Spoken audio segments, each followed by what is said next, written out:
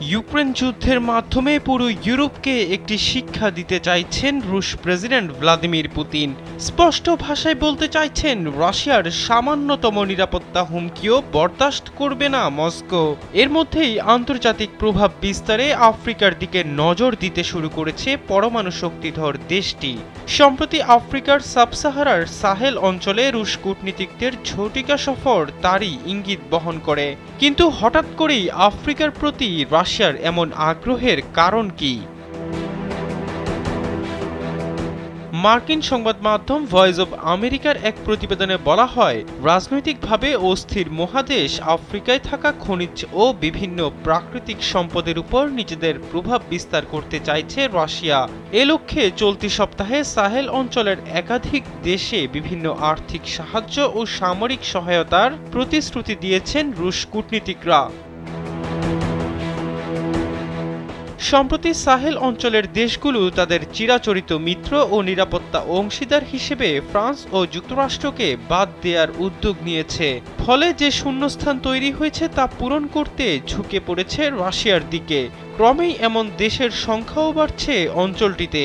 এমন পরিস্থিতিকে সামনে রেখে রুশ পররাষ্ট্রমন্ত্রী সের্গেই লাভরভ গত কয়েক বছরে বেশ কয়েকবার আফ্রিকা সফরে গিয়েছেন। চলতি সপ্তাহে তিনি Guinea, Republic of Congo, Burkina Faso ও চাদে যান। এদিকে বেসরকারি সেনাদল ওয়াগনার সহ রুশ সামরিক বাহিনীর আফ্রিকা কোরকে ব্যবহার করে মস্কো আগ্রাসীভাবে আফ্রিকান দেশগুলির সঙ্গে তাদের সামরিক সহযোগিতা প্রসারিত করছে। রুশ ভাড়াটে সেনারা আফ্রিকান নেতাদের রক্ষা থেকে শুরু করে রাষ্ট্রগুলোকে চরমপন্থীদের বিরুদ্ধে লড়াই করতে সাহায্য করছে। Police institute of international affairs এই মাসে এক সমীক্ষায় বলছে, আফ্রিকা কোর তৈরির মাধ্যমে রাশিয়া আফ্রিকাতে তাদের সামরিক উপস্থিতি বাড়ানোর জোরালো উদ্যোগ নিয়েছে।